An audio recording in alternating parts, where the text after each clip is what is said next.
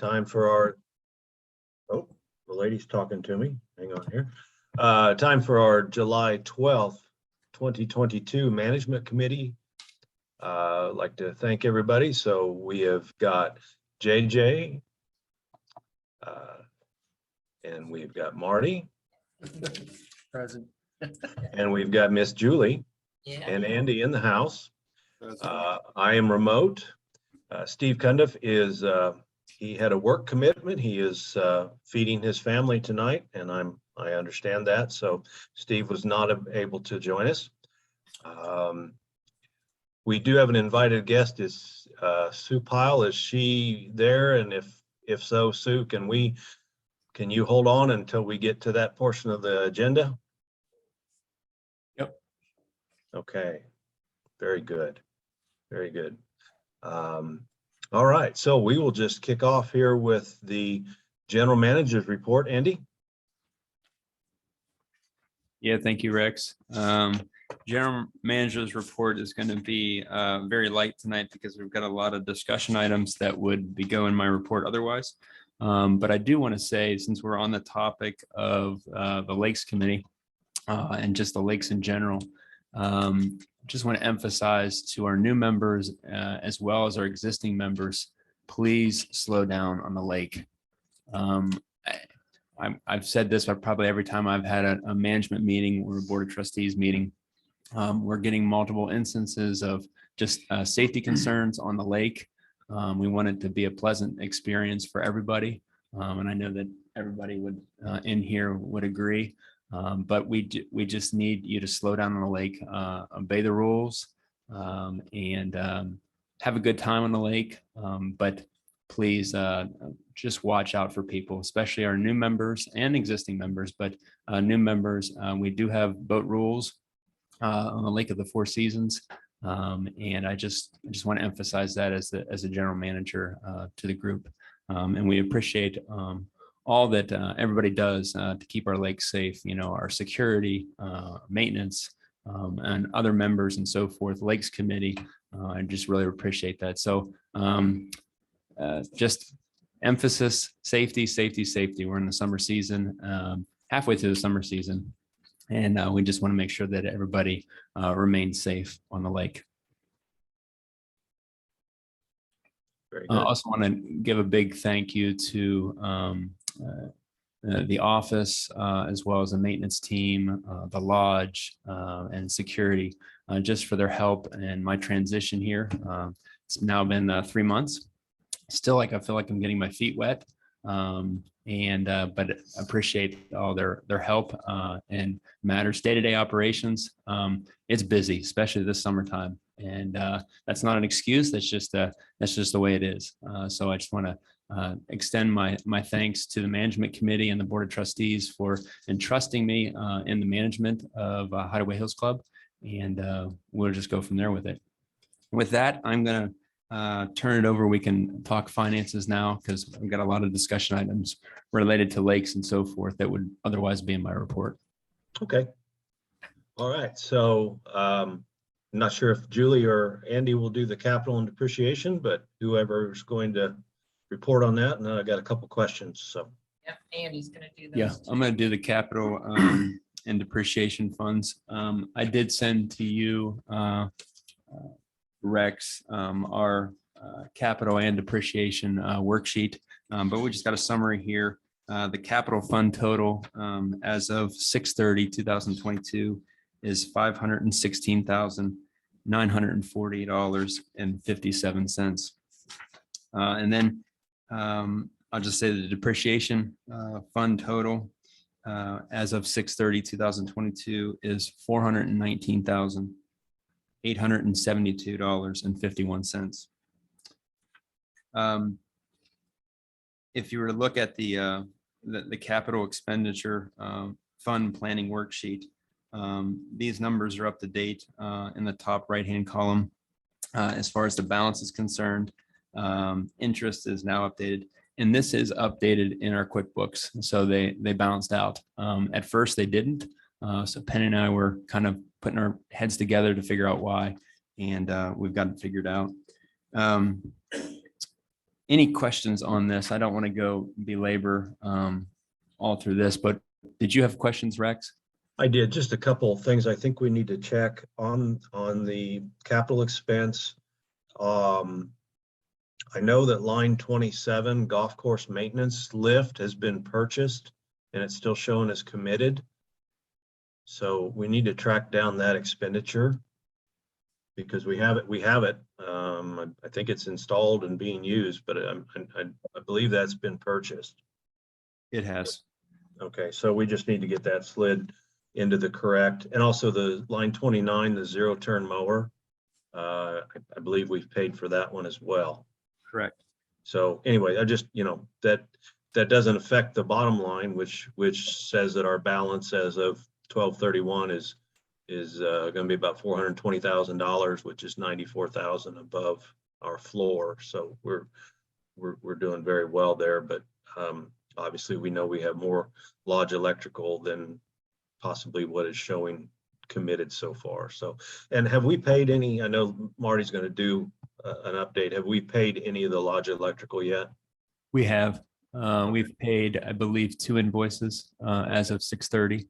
One was for 8,000 and some change, and I can't remember off the top of my head what the other one was for, but yes, we've started dipping into that capital fund for the Lodge Electrical improvements. Okay.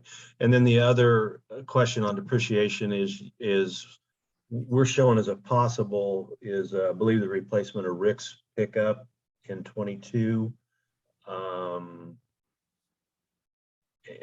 I, if we want to start getting quotes and getting that ordered, because it might be 23 till we were to get one, I think that's okay. But I think you've got that showing in there as a possible, and whether we pull the trigger or not, it might be time here in the next month or so to start getting quotes on that. Yeah. And then we can make a decision where it fits into expenditures. I do want to emphasize in depreciation, we did get word, and I was going to do the update for the golf course since Steve couldn't make it tonight. I did get word from Rick. I think it was on, it might have been Monday or it might have been Friday. The days are running together, but he got a call from it's Baker Equipment that we're getting these things from about a mower, a fairway mower that will be here in a couple weeks. It was unexpected call, and they have one in stock. And I don't know if it was the one that we ordered back in last February of 21 or the one that we ordered in September of 21. But in any case, they're getting it ready, and it will be here within the next couple weeks. I don't have an ETA yet, but that was good news. That's better than the next couple of years. Correct. Very good. So Marty, JJ, Julie, any questions, comments on capital and depreciation? The backup irrigation system's listed twice. It is listed twice. Yeah. Is there a reason? Oh, man. No, it shouldn't be, but let me give you an update on that too, while we're here. So we were looking up at a retrofit for the backup controllers for the irrigation system on the golf course. And we went through a supplier that we found that can supply heads and so forth. They went back to Rainbird because they are Rainbird controllers. And the Rainbird engineers tried to figure, some things out of how we could kind of retrofit what we have rather than paying for a whole new expensive system. And they are giving us the retrofit. Actually, it's not considered retrofit. It's brand new for $2,000 a piece. So much better than $12,000 a piece that we had originally estimated. So we put on account that we were going to purchase 2, both at $2,000 a piece. And that would take, there are 32, what's the right word? Station So controller. Yeah. okay. So good catch, Marty. So we could pull both those 12s off, and that helps our balance, eh?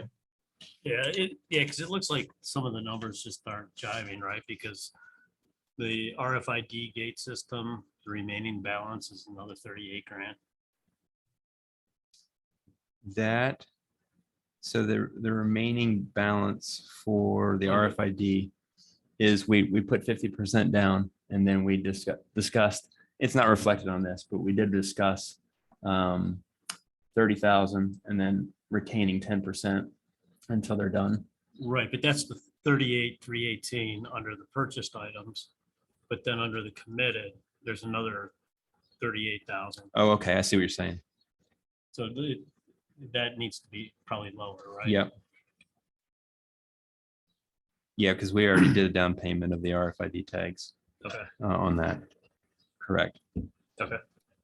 Yeah, I know there's a lot going on but as clean as we can keep this, it really helps our planning and it also helps the membership understand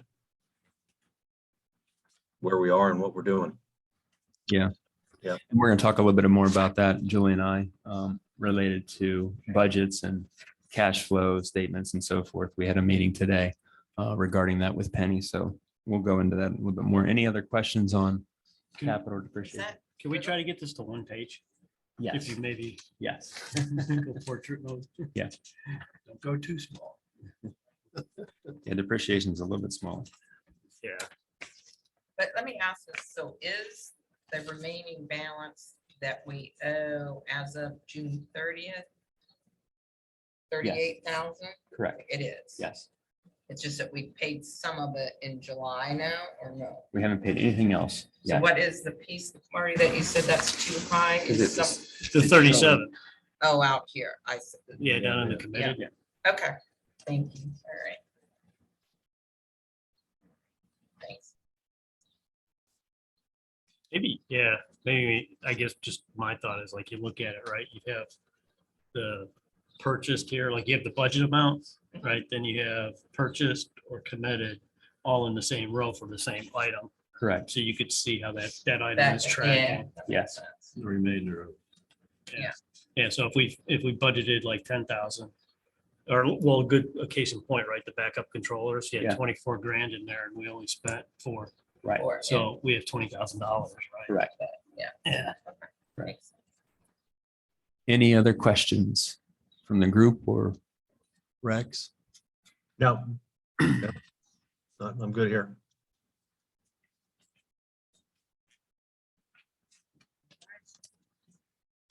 I guess just another question on the proposed items and that, and even on the committed, at this point, I wouldn't expect them to be such round numbers.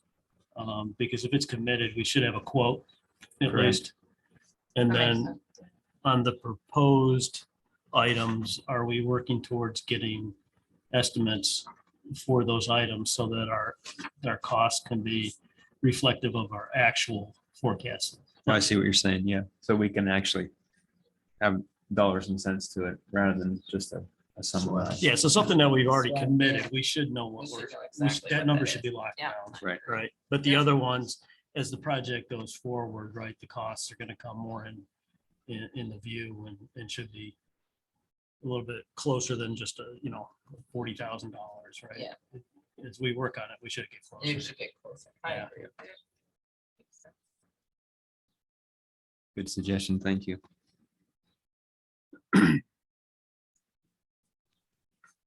All right.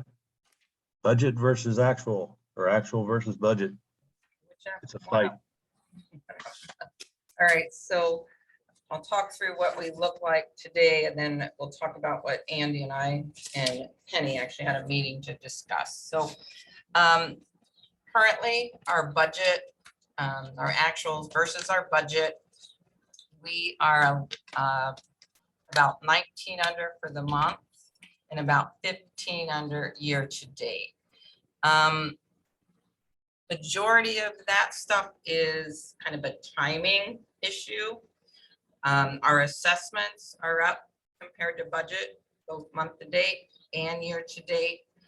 Our new member fee is down, but this is kind of where our budget had everything, all anticipated new member fee, we're actually what we receive from new member fee, roughly 50% of that goes to amenities and roads. So it's not income. And so once we get to the 75,000 for the amenities, then not only 10% of the new member fee will go to roads. So we'll get 90% of the new member fee. Other things that have hit is our fuel cost is going up. It's roughly been about 1,500 more per month from budget. We kind of take a look at that and throw that out there, that could add almost an additional 18,000 or so to our actuals versus our budget going forward. Other things we need to look at is the lodge and restaurant income and expenses. Again, the expenses are going up. But we also, year over year, our income is going up. So our gross income, but I think we need to take a close look at our fuel cost. We need to really look at our lodge and restaurant, making sure the budget is reflective of what we're seeing here and now, as well as new member fees, just taking a look and making sure we don't have anything there we could possibly be missing. And again, your new member fees are a guess. You can Sure. go out probably 2 to 3 months, but after that, you're kind of guessing as to what that might be. So those are a couple of things we're going to keep our eyes on. One of the things that both we met today, Andy, Penny, and I, and we're going to, as I mentioned last time, we're going to work on getting a 12-month cash flow. So it'll be a rolling 12-month cash flow analysis. And then look at our income statements and the financials that we're sending out today that can be kind of confusing. Make it a working document that Andy and all of us can use to manage the business. So hoping we'll be getting together with Penny and Andy just to kind of put those things together. So any comment? No, I think it was a good meeting today. It came to light how important following our budget is, and how important I'd like Penny to be more part of the budget process. She sees the day-to-day, the income and the expenses and so forth. And so she answered a lot of good questions for us today. And doing this prior to, even a week before the management committee and board of trustees, it gives us a more ample opportunity to really analyze our cash flow, to really analyze our expenses, and then make some good decisions that can easily inform our members and our management committee and board of trustees, so they can, without going through all these different papers Right. and saying what's this and what's that, to make it just a lot easier to actually manage the business. Yeah, I mean, like I said, I think it will cut down on stuff that Penny's preparing, as well as it'll make it a lot easier for us to understand them. So, Correct. Without digging through things, we can very quickly go, boom, here's some things we need to keep an eye on or look at, go into more detail. Any questions? Thank you. Very good. Thank you. So next is the basically is continuing on, or maybe you just covered that, but we've got some fund transfers that we just wanted to make sure we were keeping up, and that's all related to cash flow. So as Penny knows, the cash is coming in correctly. She can make transfers that need to happen without cutting the checkbook too low. So let you guys discuss those, or if you have any more on that. Yeah, we discussed that too, and in keeping Penny involved in the budget process and in the cash flow process. And we're able to pull reports from QuickBooks, and very basic reports, but it'll give us a lot of good information in regards to our cash flow statement. And if we have to, like, red flag or to say, hey, we need to transfer this amount over because there's a trend that's happening here, maybe because of expenses of food purchases, or or it could be fuel, or it could be a number of different things. But at least we have those on our radar every month, and we're watching them like an eagle, and then making adjustments in the budget accordingly, in our operating budget. So I think that it's going to work itself out real good. But as long as we're having that communication, I think is the most important thing. We're being proactive, not reactive, and that's Correct. I mean, there's always going to be things that hit that aren't in the budget, or cost more or cost less, and just being proactive and not waiting till the end of the year and going, oh crap. So good job. Thank you. Anything else, JJ, Marty, anything? Not on finance. No. Okay, we had no e-votes. A little trouble with the computer here. Andy, it looks like you've put a expenditure request in. Correct. Just over your limit. Look at that. Just over my limit. You need to negotiate better. If you guys remember, before, we did have a quote come in from BNC Communications, and this regards our 7 replacement handheld units for maintenance and security. The radios that we have are they're showing their age, and so we did get a quote for the new truck, for its mobile unit, as well as the handheld units. This $5,236.82 was just for the 7 handheld radios for maintenance and security. I had them do the other quote for the truck, which was $1,000. So rather than putting them together and doing a vote for $6,000 and some odd dollars, we went ahead just to do the $5,000 so we can get these on order. The only caveat to that, and as everybody knows, with the economy and so forth, you can see on your sheet here the quote that we got. There's an 8-month minimum estimated delivery time due to semiconductor shortages. So we wanted to vote on this or talk about the expenditure sooner rather than later, and hopefully we can get these on order. And our radios, just so everybody knows, our radios still work. These new radios would be both digital and analog, and we have a really good relationship with BNC Communications in regards to our license, in regards to warranties and so forth. So that's my pitch, and we can discuss it a little bit further. Did you get other quotes? No, we only got this one quote. Is there a reason why?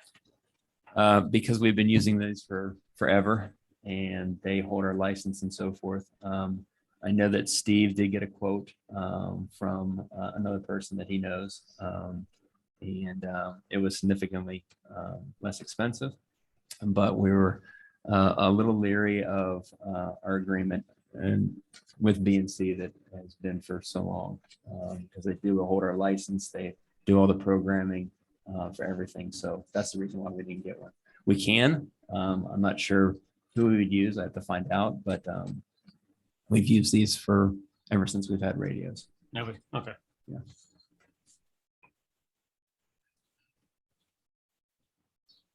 Did they want any upfront money? No, So we don't pay for it until it Right. arrives. correct. Okay. And these prices are locked in. It says 30 days after invoice. That's a Okay, so payment that's, term. that's after. Mhm. Okay. Yeah, 30, yeah, so the proposal's good to the 20th.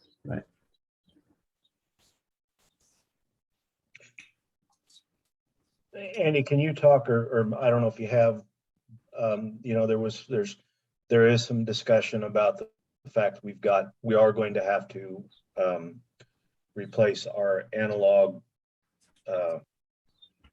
base system. And these will, when we have to go to digital, these will communicate with that. Is that correct? That is correct. Has So the- BNC let us know when we probably have to do that? Is there a regulatory requirement or just when our analog system dies, we have to replace it? Yeah, again, we'll try to be proactive in this. I don't know all the details in regards to when the switchover would happen. But these are both analog and digital radios. So we will eventually have to replace our repeater unit. That's something separate. But again, a reason why we wanted to go with BNC, because they've been with us for so long since we've had radios. Again, they hold the license, they do all the programming, and they know exactly what to do when our repeater would fail. We get service from them. So I think I have to have a little bit more discussions with BNC and our security. But I think that these will operate in both ways. Once the analog system is null and void, these will continue to operate because they are digital. Did that answer the question? Yes. And I want to kind of reiterate what Andy's saying on the license. And yes, we can, BNC or any communication company will help their customers with the FCC licensing, which can be complicated. What they do is not only do they track it for us, and they'll call us up and say, hey, your license is due, and oh, by the way, we filled out all your paperwork for you, so sign it and send it in. And they do charge for that. I mean, that cost is rolled up into the $5,200, and I'm sure we could go to Amazon or somewhere and get what we needed less expensive. But there's when it comes to FCC paperwork and knowing what the difference between the digital and the analog and all this, I think sometimes it's good to have a partner, and this is probably one of those situations when you're licensed by the federal government. So any other discussion, or we can take a motion to purchase, or more discussion? I want to add one thing to why our radios are so important. People might say, well, you've got cell phones. Well, we know how the cell phone coverage is here, depending on what carrier you have. These radios for our maintenance department and for our security are a lifesaver.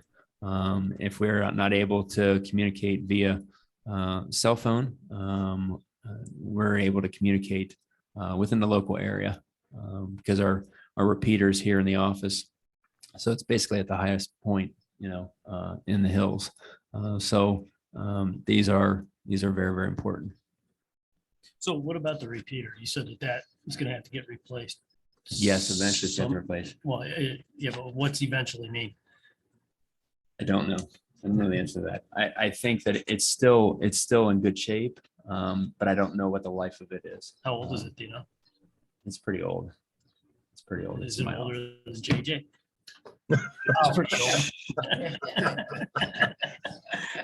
Let me look and see. It may be on the depreciation sheet here. Let me see if I can pull that up.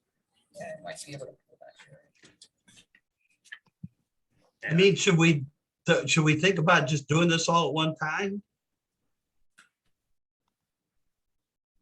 What, you mean the repeater too? Yeah, instead of piecemealing it, so everything's working correctly? Yeah. Yeah. That's I mean, brand new digital radios don't do us any good with a bad repeater, I guess is my point. Right. What I can do is I can go forward and look into this and talk to BNC about when that conversion time would be and give us a quote for a new repeater and so forth and do it all in one. Obviously, it's going to be more than, $5,000, but we can come back to it most definitely. I mean, it sounds like you got a bunch of lead time on the radios to begin with. It's not like you don't have the extra time, right? Right. I think it's worth checking into. I mean, it's like buying a new car with old tires on it, right? Chaz, that's a good idea, and let's add that repeater in, and maybe we can get a little economy of scale possibly. So I'd like to make a motion to hold off on the expenditure request to add a repeater and to present it next meeting. Well, Does that work? I guess I'd say I'd modify that and go ahead with the purchase on this because we're coming up at the end of the 30-day bid on here. And we might, I mean, if we need to go ahead and buy these anyhow, Right. we We might as could well do save The it. repeater separate. Okay. Yeah, we can do that. That way, We're gonna add the we can add the repeater. repeater. Yeah. Yeah. as needed, right? Marty, with inflation going what it is, you're right. Absolutely. So I'll make, I'll withdraw my motion. I was gonna amend your motion. I'll make a motion that we approve the two quotes, one for $5,263.82 for the 7 radios and the programming. And the other one, $1,030.67 for the truck radio. Second. Okay, we've moved by Marty, seconded by JJ. We did get a little dyslexia there, is 5,236, but that's okay. No, it's 5,263. Uh-oh, well then I got a problem on the agenda. I'm sorry. Oh, that was my fault. Yep, sorry, Marty. Well, that's okay. Two different paperworks. So anyway, we have a motion, we have a second. Julie and Rex, all in favor signify by saying aye. Aye. Any opposed? Okay, get them ordered before they go up higher. All right, we'll do. And then Chaz, thank you. I think that is good. As important as a repeater is. I've tried to do it the other way back when, I had an entire fleet with Motorola radios and, you're either in with both feet or you're not. So I think it's good food for thought. Very good. Okay, thank you. Now moving on to discussion items. We've got Sue and the Lakes Committee up with 3 items. Sue, I'll let you go whatever order you want to hit them on.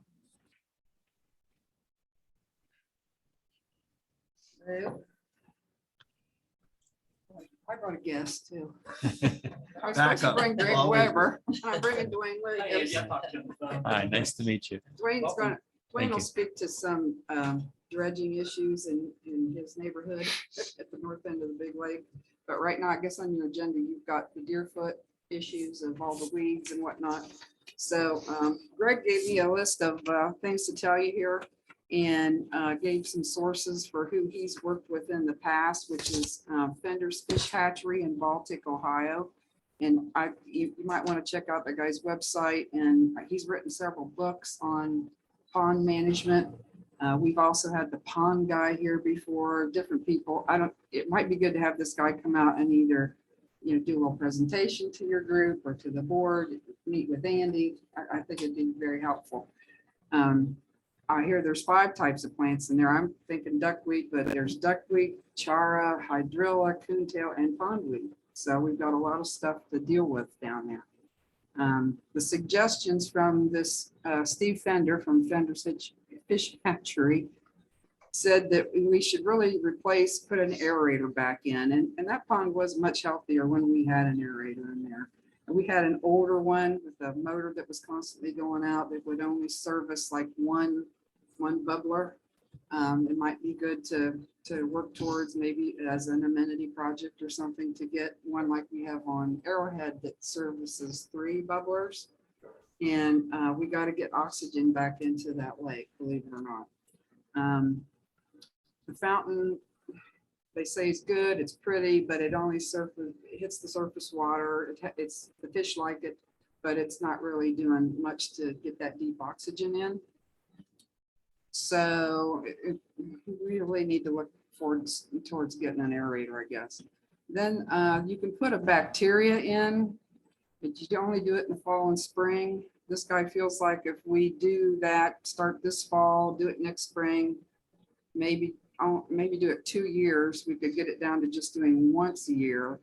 And it eats all the yucky stuff that some of these weeds and things love to grow out of.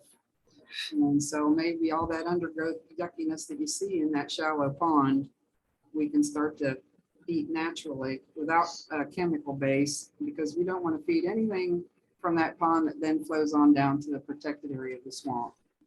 If you use stuff like that, then you're going to have to get special permits and blah, blah, blah to do that. You're supposed to anyway. Can I ask a question real Mhm. quick? What is the bacteria product? You know, I don't know that. I've got to find out from that company what it is. We used something like that long time ago at there's a little old farm pond back here at the Bremen Gate in Mhm. front of Betty Thornton's house. And it worked very well. I mean, we went out there. It's really kind of dicey to deal with. You got to have the rubber gloves and everything, get out on the boat, pour it in there. But it cleaned that pond up really well. So I think there's probably a variety of them. You just, whatever this guy's saying, we'll find out. And is this what we have to get approval to get No, that? not I mean, what was the thing you said? was- that. If you would put a harsher chemical in, Okay. it really would wipe things out, you know, that could affect all kinds of things. It's going to flow, it would flow into the swamp Yeah, because that drain goes under the road down to the swamp. okay. all We right. don't want to get involved with No. the state and doing all kinds of stuff like This that. you would. Try to go with the bacteria and buying some more Amers, which are actually grass carp. They're $13 a piece. Rick's and maintenance has asked for more of them down there. Greg feels like 25 more of them will do us well. I think last fall we put maybe 20 of them in there, but when they're little, they eat a lot. As soon as they get real big, they don't want to eat a whole lot. So Amers work real well. The tilapia sounds like a restaurant item, but it's really not that good. Those can only go in the spring because they die off in the winter. They're not a warm, cold weather fish. So those are a little expensive. Right now they're running around $400 for 100 of them, but we don't want to deal with that till spring anyway. We did it last year. It had some effect. Some people feel it had some effect on eating the duckweed. And they'll eat anything pretty much, but I guess they really like the duckweed. So do you think that is it Amers Uh-huh. would be a better, Right now, we could put those in now. And it's not, usually you're not supposed to stock fish in the real hot weather, but those things, I guess they live through anything, so. We could get Greg to order them. I don't know if you guys, we can talk about Lake's paying for it, or we split it, or you guys, the club buys them. We've been buying fish every year to Yeah, and- about $1,800 a year stocking fish. And it doesn't look like there's really been any impact with them. So Yeah, it's why something does fun- putting more fish in there gonna do something that's basically a deep swamp right now? Well, Um, did well, you he- guys, has anybody seen this email that Steve sent? He sent it at 7:06. I can read it to you real quick. It says, duckweed is not the biggest problem. The lake is full of aquatic plants just under the surface. I've Right. spent several hours on this lake, and what it needs is a good herbicide treatment and dredge, very shallow, along with moving water to keep duckweed disturbed. Buying rental fish will not clean it up. The change in weed pressure last year was from my labeled applications of disquat, not fish. Thanks, Steve. just his 2 cents. I happened to see it just before I signed on. Thanks, Jess. Yeah, I guess when I look at a lot of the items here, these are all maintenance items, right? But I think that Deerfoot is beyond maintenance. It Well, needs, this guy it needs feels like a like the major bacteria overhaul. thing would do it for us, but it's a process. It's not gonna be a quick process like if we dredge. We dredged that lake before. We could only get through half of it because the other two lakes flow into it constantly. We did not have the machinery. Even Yeah. the vendor we used didn't have the machinery to totally dig all that out of there. We got about halfway through it and they were losing machinery down into the muck because it's the third vessel for all that water that comes down from the golf course on. So dredging is difficult there. I mean, maybe some kind of a weed eating machine at Buckeye Lake. They have, there was a couple guys that were using some kind of a weed eating machine that would go down through the canals and clean those out of weeds. I don't know that Deerfoot would be too deep on the one end for that machine to even grasp. So I think it's going to be a compilation of all this stuff. But I know the members are not, the members I've talked to that live around that area don't want to have a chemical thing that could be harmful in any way to animals, birds, downstream.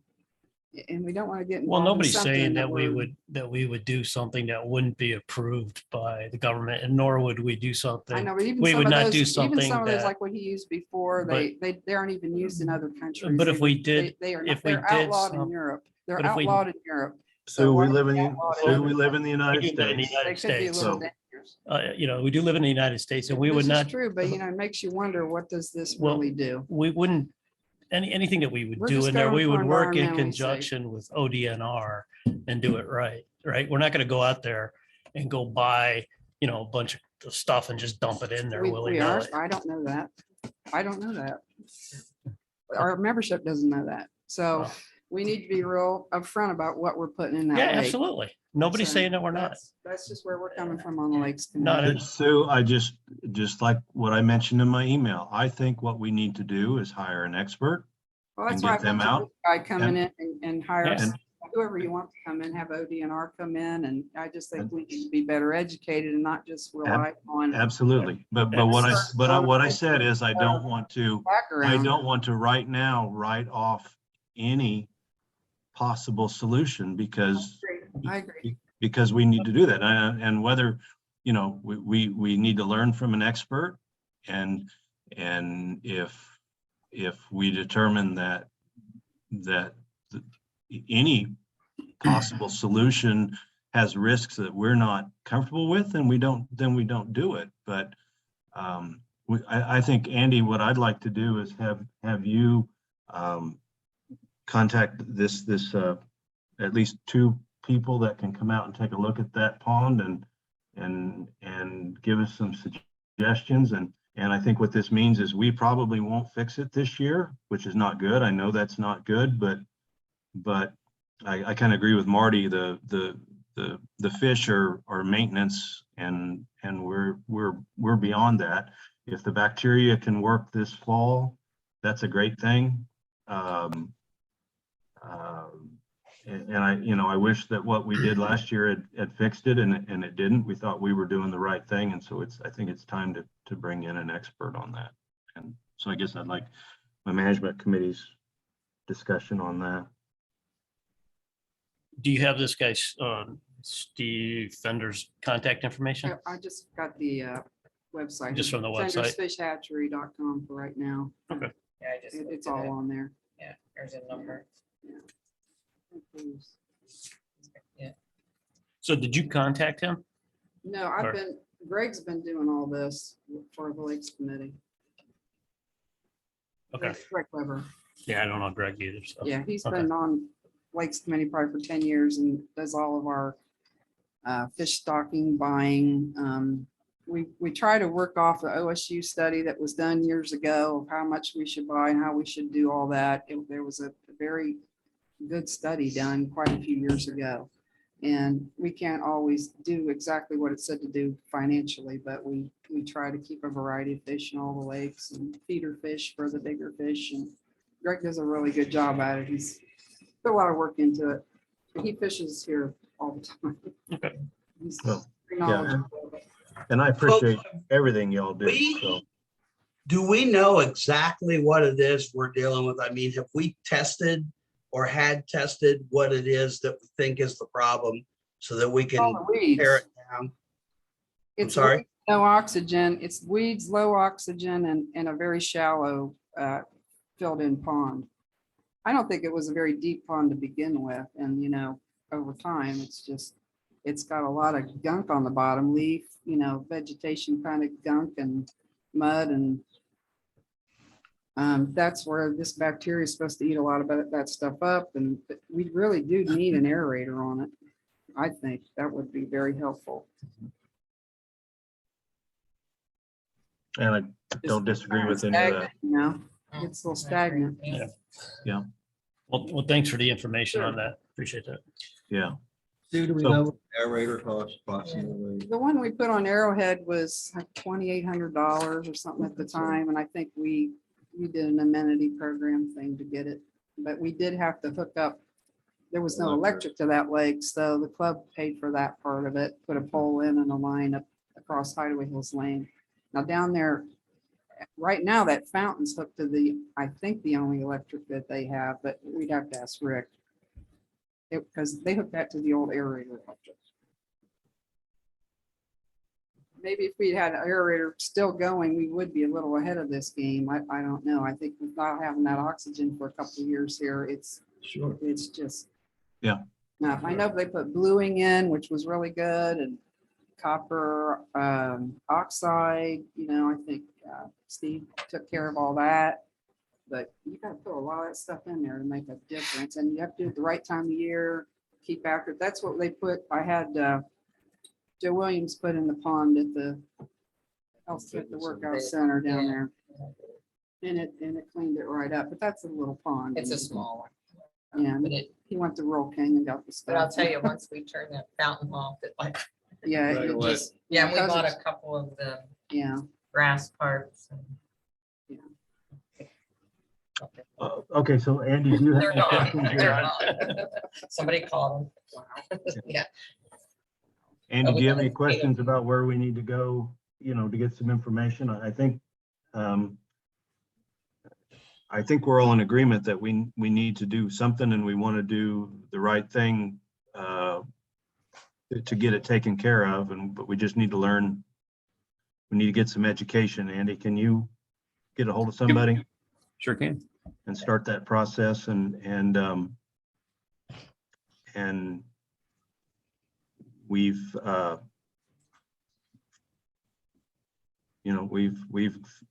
we can probably handle an aerator for sure and some of that, again, to me, that's we just Well, I need to think take care of that lake. Yeah, we take care of the lake, but we get a plan together first. Yeah. Before we Right. buy anything or Right. Yeah. any of that. I mean, these are all just, there's going to be multiple things, I'm sure. I think so. I agree. So Definitely needs help.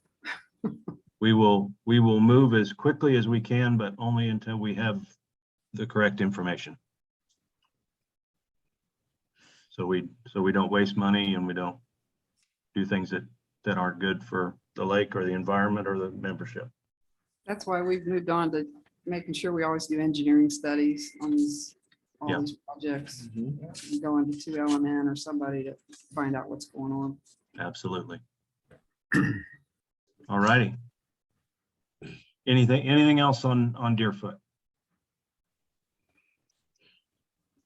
Okay, we'll continue to work on that. Okay, silt trap, construction clean out. Yeah, so we wanted to talk a little bit about both the construction and the clean out, the silt trap. Make sure we're all on the same page here.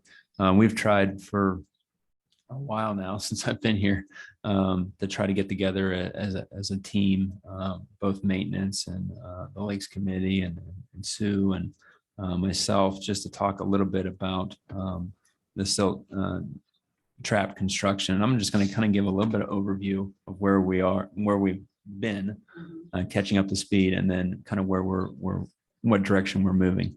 Again, I would have to say with any, I respect that very much, with any project, whether it's a lodge electrical or it's a silt pond construction or so forth, having studies done first, and engineering, and then coming up with a plan, I think is the most important. So we're not wasting money, but we're being very proactive about it and discussing it amongst ourselves and then making those final decisions.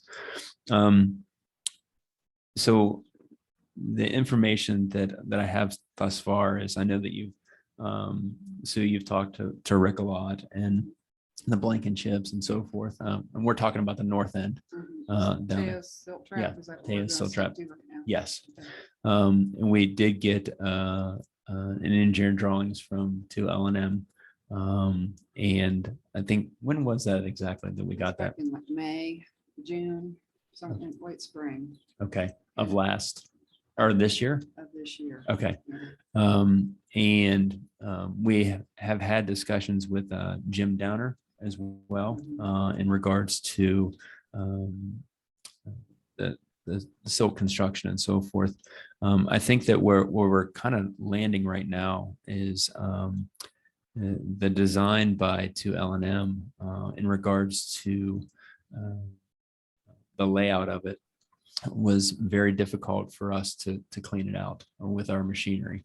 And our original plan, when we went down there and looked at it with the county engineer years ago and came up with this, there was that we would pay a vendor to come in and do that. We wouldn't even be considering our little backhoe.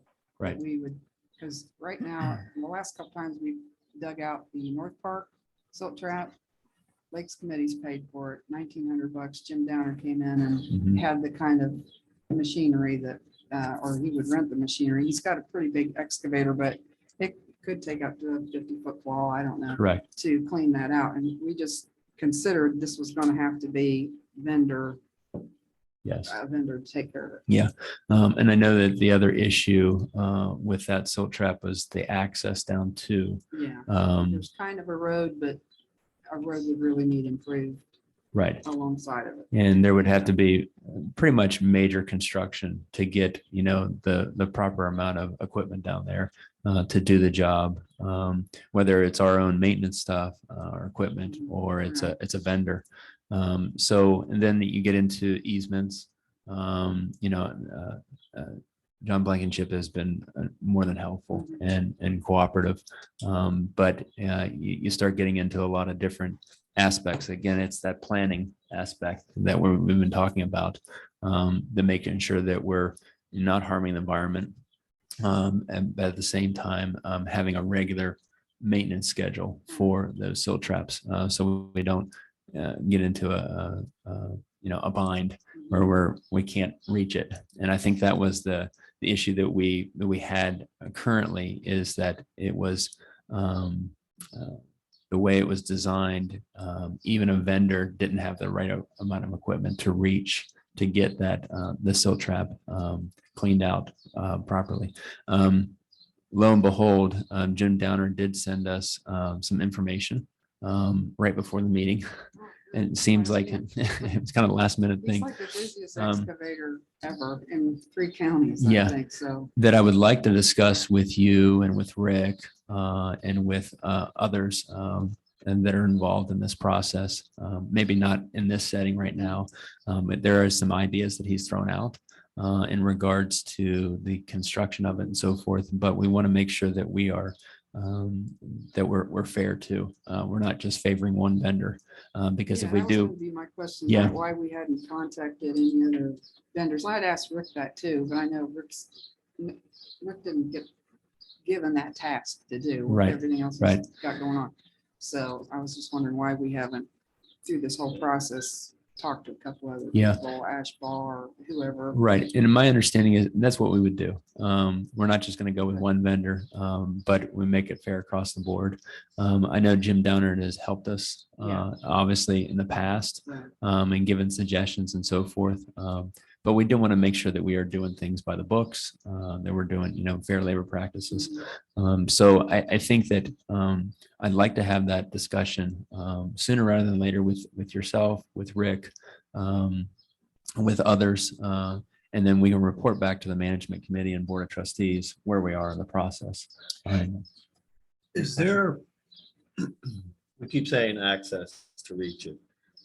Would it be beneficial to create an access? I know we need to do this sooner rather than later. But in the meantime, is there something that we should be working on to allow us the access so that we can maintain Road it? Down there now, there's a kind of road down there now, but the road that you'd have to put a big truck on Equipment on. and an excavator on that doesn't exist. It's just woods and Okay. soft. And mud you down there. don't know the size of the equipment you need to get down there. Yeah, Okay. Right. so No, it needs improvement for a road. And like the North Park, at one point, that design had a road all the way around that silt trap, a bridge over the trap. And we were gonna have to get easements from the people that owned on the other side. And this Jim Downer, like I said, he comes in with some pretty good ideas. He's very, very experienced and can think these things through. And he's like, you can just clean this from one side. Mhm. And maybe if we get this new silt pond here where we can clean it from one side in some way, maybe not as wide of a silt trap, just redesign it to work to something that a vendor can get down in there and get at it. Or we rent equipment and get down there and get at it. But it just needs fine tuning. Yeah. It was the first stab at it. And the good thing is we had a survey done. We know the speed of the water. We know what 100-year flood will do to that area. We know all the stuff that none of us know how to figure out. So all that's been checked. Hey, And guys, I think I've that- got a Go ahead. couple questions. One is in the current design that 2LMN did for us, do we have to in any way, shape or form have to alter the shoreline No, of the current lake, the current footprint? no. Okay. And That valley away, we wanted it set back even further, but they kind of put it in the middle of where the whole area was. okay, Talk about moving it towards the lake. I heard a rumor of that because we own a little splotch of land there. We own an easement, the club does, and then maybe clean it out from the lake somehow with a suction drip. I heard some rumor about all that, but I don't know. That's just another thing we'll have to look at. But I would keep it where they have it or set it further back. okay.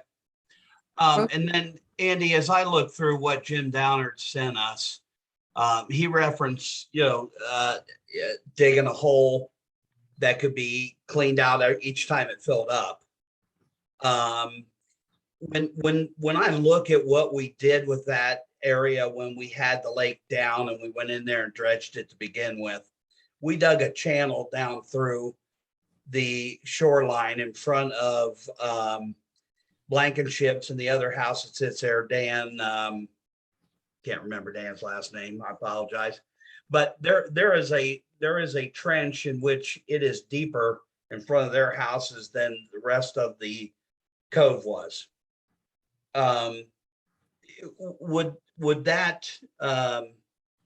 Would Jim Downer be advocating that hole be dug in that trench or back into the footprint where that 2LMN is advocating we use?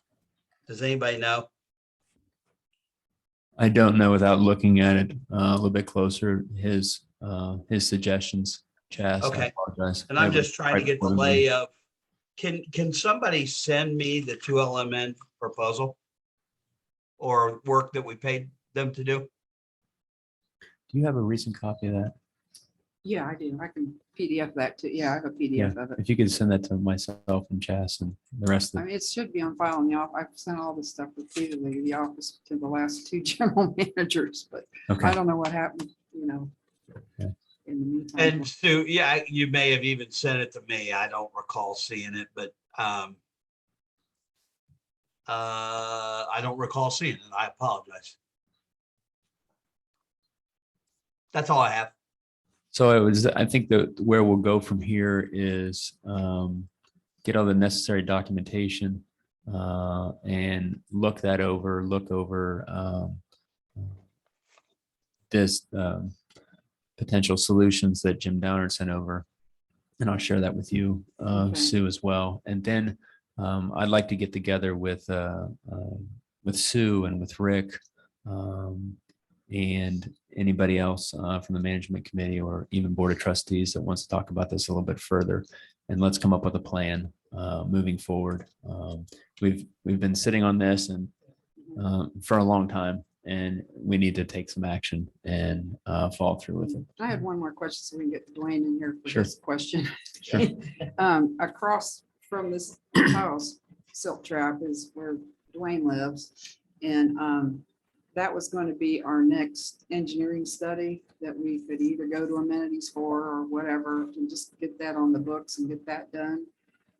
I'd like somebody to think about, is that what we want to do? Is that the next one we want to do? It seems to be one of the worst ones on the lake, that they're almost shut off for access to about 3-4 homes back there to get to his area. And so, and also he's got a couple issues with the pipe that comes from the golf course down through there. He's going to be doing some remodeling. We might want to speak to what's going on back there, and then we can enter Well- that into this whole talk. Well, let's at some kind of, point. yeah, maybe we just finish off on that topic, right? I mean, it's, it needs to get looked at, but we need to start the process, but not just jump in and give 2LMN a full PO on, designing something, because obviously this last time they just designed something that never talked to anybody because you couldn't clean it out. Right. And so there was somewhat of an issue in there. Yeah.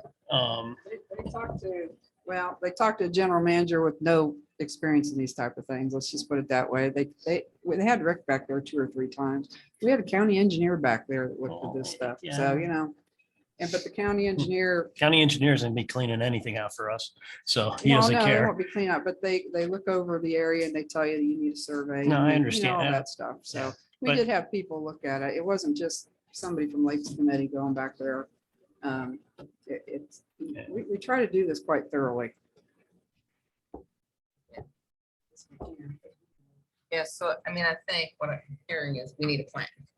And we need like a project, right? Exactly, to keep it rolling. And Yeah. so if we could work to get a project, a plan together, and even to look at the one over by where Dwayne lives. Let it slide against the lake. And that's 30% of our home values that way. Yeah. 30% of our home value.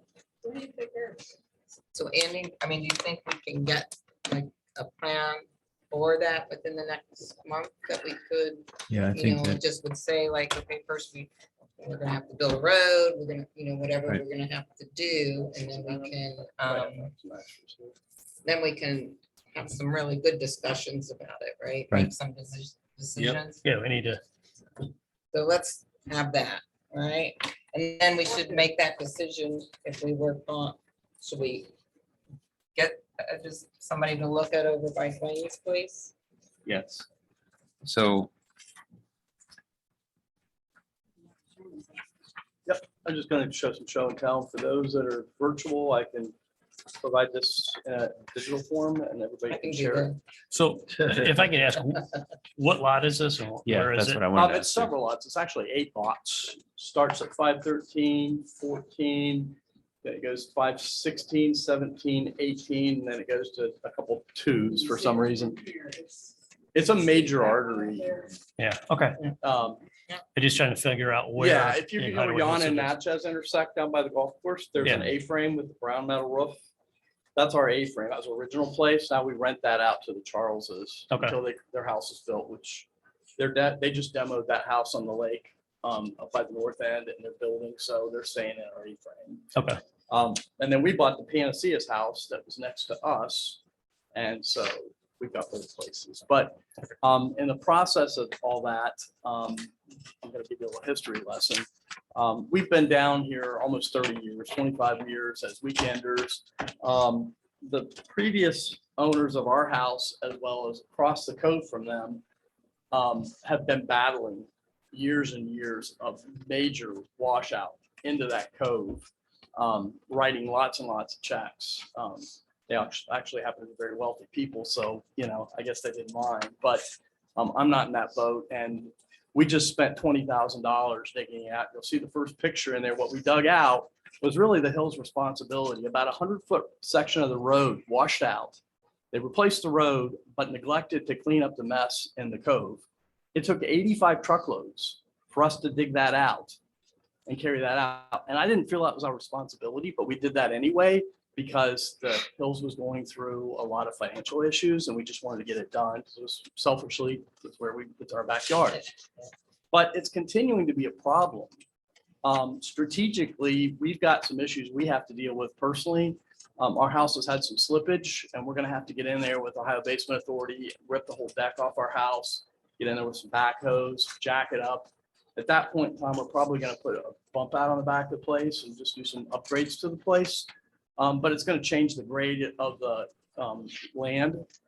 At the same time, we will have a road that goes down to the lake because we have a disabled son and we use that to get him back and forth to the boat.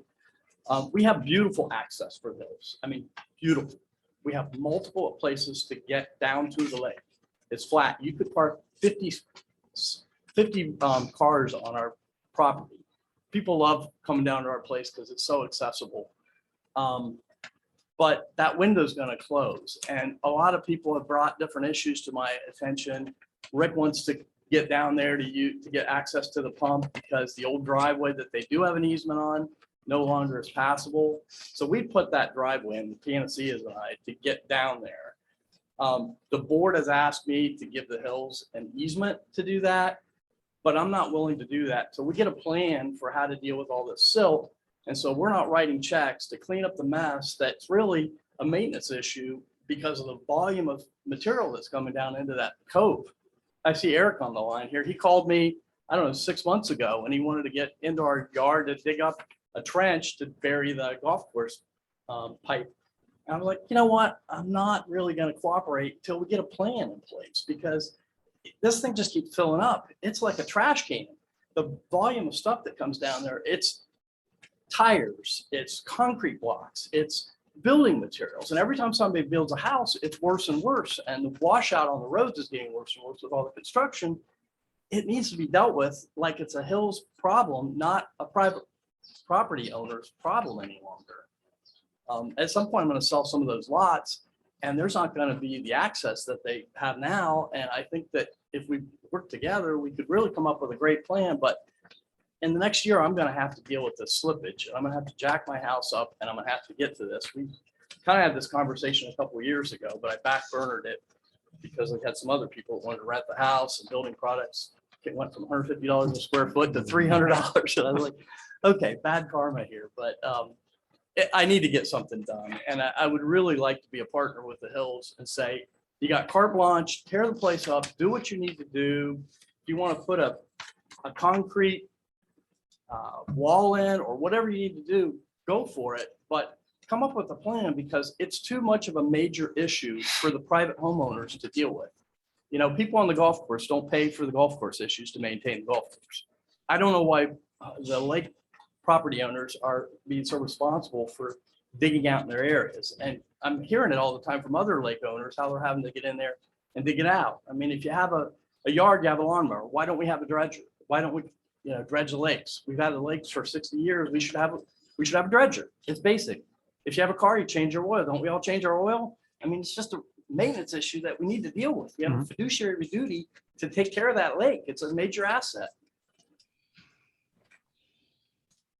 So that's my soapbox. I'm just, Right. it's been 30 years of watching everybody kick the can down the road. And I just saw this whole ad hoc committee about how we're going to, solve this a year or two ago. And then all these other issues came in that, we had a $250,000 overage on a dam. We had somehow covered that in a year. And then we had, legal expenses, and we did good things like put a bunch of money into a fitness center. And we've done great things, but, I know we got to deal with the lodge. I know there's some serious issues, but I hope right behind that, we're going to finally deal with this issue that is part of an amenity that we got to take care of responsibly, which is to have a dredger, get in there, clean it out, or get a program and put everybody on a rotation and a schedule. It's just time. we gotta quit kicking the can down the road. I understand, yeah. So, yeah, I think I would agree. And I think, we talked about getting a plan for the This is- south. And then if we can get, well, I don't know who we use to do the survey or whatever to figure out what. Well, my we need. understanding that was Well- done already, like a year and a half ago, submitted Oh, to the was it? board. A whole ad hoc committee with Dave Parker and a whole group did that, and nothing's happened since then. Do Just we like when need I to- was on the would long it range be- planning committee, nothing happened with everything we recommended. When you volunteer your time to put these studies together and then nothing happens, it gets really frustrating. Right, so I guess the question would be, would we still be able to use that recommendation? I mean, would anything have changed? Would we need to have somebody come back out and say, yeah, I know, oh, so we've not had Yeah, any. it's cert- oh, always- okay, Yeah. It's okay, always us thank you. privately dealing with it, and it's, the volume of it's getting too expensive to deal with. Go into amenities and start to get amenities and say we need to get this study and, How much did this survey? Jim Krieger committed to us. Yeah. That he was gonna get this done, and it never happened when he was president. How much is this? For a survey? That's for the whole design. The survey's only a couple thousand. Oh, dollars. okay, so I think the start would be the survey, I guess, would be my thought, Well- and then you put the plan. Oh, We just have to, I mean, we've got a huge silt trap down there right now that needs dug out. I suppose we're gonna end up paying for that again. But at some point, it gets really old because it can't just keep getting kicked down the road and kicked down the road. And we're gonna do a study and we'll do this, we'll do that, and then some big expense comes up and it's like, Yeah. the equipment was $150,000. They came out and did an initial aerial view of, let's maybe put this here, and then they had it surveyed. And that was billed to us in total. when we got For the whole, engineering study. the whole thing. I suppose we could ask them to do something separately. I don't know what the use of that really would be. Yeah, I guess I just, Yeah. we want to get it started, so I want to say, okay, so what do we do? Money is there to get things with the- So what would be the first thing you would do? Just, is my question. I would get the, plan through, $11,000. I would like to see maintenance just come down with a backhoe and clean up the silt right now, because that's not something that's cost a significant amount of money. I would think so. I mean, we're gonna rent something ourselves, and go up to Sun Rental and just get a little bucket, scoop it out, So and dump it in a truck. so the silt in there right now is your Yeah. number one concern. Oh, it's huge, but it's getting ready to wash over the side. It's already filled up the drain holes. And it's getting ready to wash out the side. And what happened is several years ago is that land dam that we built busted out. And then in addition to the road that was in there, now, we have the land dam that's washed in there. And so we're talking about, naive people trying to find a way to control this thing. And it's just getting to be expensive. And you Yeah. talk about just the silk trap, once you go out into the lake, past his house, there's a mountain curve. Mhm. Is what we looked at, and we got a quote for 40,000 from down to do that. Like in the winter time, when the lake's down and they can put these pads down and run the machinery out so they don't sink. And I think we had a $40,000. Yeah. We went almost out to the lake, digging out all this mess from the road that washed So out. you run into this. And then it stops. And then what happens is it drops down 6 feet. What's happening is the water and the waves are coming, pushing that dirt back into that hole we dug. And now the silt is washing back in and that's filling back up. On top of that, there's still garbage. And we picked up 8 golf balls out of the cove the other day. I mean, the volume that's coming off that golf course is incredible. Come out there. I mean, really, management guys, you should come down there in a heavy rainfall and see what's happening. It will blow you away on the volume. You could take a whitewater rafting trip down that stream. There's logs, there's stumps. It's just a lot of Some of them debris. have more than a 15-degree grade, and it's just. But you've got probably 3 access points right there. You can get to it. And it was a beautiful thing when we were hauling dirt out. They would bring the trucks on one side of the cove, on the lots that we have that just have a drive coming in. And on the other side, they come in with a bucket, scoop it, dump it, scoop it. They had 2 trucks going at the same time. Within 4 days, I got in and got out of there, dumped it all down by the dry dock. And there's lots of places where we could use dirt down front there. You know, the carry out wants it. We could build a whole really nice, you know, ATV track with humps and all kinds of stuff. There's lots of creative things we could do with that fill, but it needs to get out of there everywhere. I see it all over the cove when the hills when I'm driving around. Just places where we can get in there, and start digging out. So Dwayne, Study Dwayne, I says really dig out. appreciate you coming, and I want to let you know, the study that you're talking about is, I mean, we did that as a management committee about 2 years ago, and with a great committee, and I fully believe, and that's why I wanted to do that study, is because everything you're saying is correct. We have been kicking the can down the road on the lakes for a long time, and it's time that we appropriate money in a regular basis to take care of the lakes, because they're more than an amenity. I mean, they are an amenity. They're one, but they're more than that. And Sue's right. They're such a big part of the entire hills, and all of our property values are related to the lakes. And you're right. We've got. I mean, it sounds to me that we've got a problem all the way up the hill, and this may take wash checks all the way up the slope. It may take a lot of things. It may be, I think it's more than just one trap, you know, at the bottom. So we've got to get on this, and I appreciate you coming in, and I had no idea it was as bad as what it is. And so, so Andy and Chaz, I think you and I, let's kind of go back through that lakes plan that we put together, and we can determine, we've got to come up with a funding source, and whether it's going to be, whether that's, you know, we're going to maybe reduce some expenditures out of capital and depreciation to fund some of this, then that's what we need to do.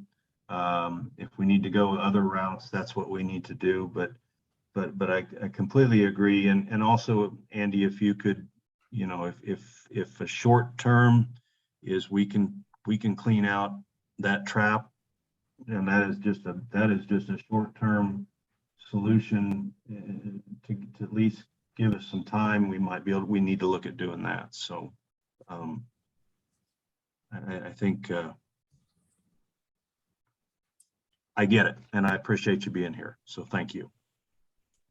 Appreciate everybody's time. I'm sorry if I got emotional about it, but it's just so frustrating. Well, It just never goes anywhere. I understand, and Yeah, Yeah. that's the frustrating part, gang. We- We got some great people on the team now. We so have, I have faith now it might happen.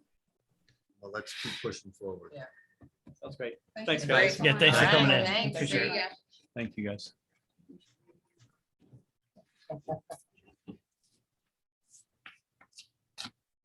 well, Sue, this has been the Sue Show. Anything else? She's out. She's out the door already. Okay, guys, and I agree, and it is a problem, and we recognize that, and that's why we spent the time on a study. Julie, if you've not seen that, I'll try and email that out to everybody again this evening, and kind of let you go through that, and it's like everything. It's a wonderful plan that at this point, you know, hasn't been backed up by dollars, and we need to figure out how to back it up by dollars, and we also need to make sure that as every move we make is designed, because everything is connected.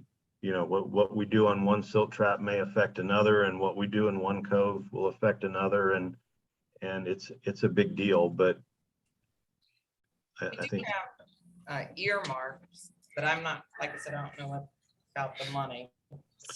we had earmarked. Yeah, we had some earmarked. studies earmarked and some silt traps, and I don't think we had enough money, and so, yeah.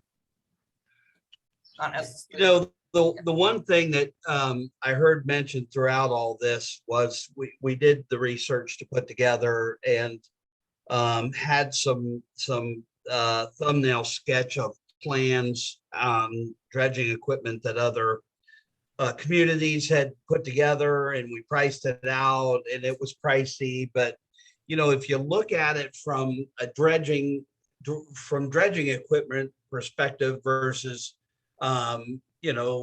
silt ponds, I mean, you're going to be able to hit multiple areas with dredging equipment.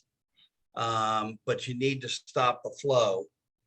And, so it's gotta be a reconstruct and maintain type proposition. So it's gonna take some thought and some prioritization, but we have kicked this can down the road. Dwayne's got a valid point. We've done all these studies, we've done a lot of work, and if we're not gonna use them, they're not worth doing in the first place. So my 2 cents. I agree. Marty, JJ, anything? I totally agree. I think this is one of the things, like Sue was saying, the lake really adds value to all our properties. And, to start losing pieces of it is not a good thing. Well, and we're gonna get our normal pushback from people that say that's not my cove, or, I don't use the lake. You insert phrase here. But the fact is that it's our lake. We're responsible for maintaining it, and we're gonna have to figure out how to get it done. It's that simple.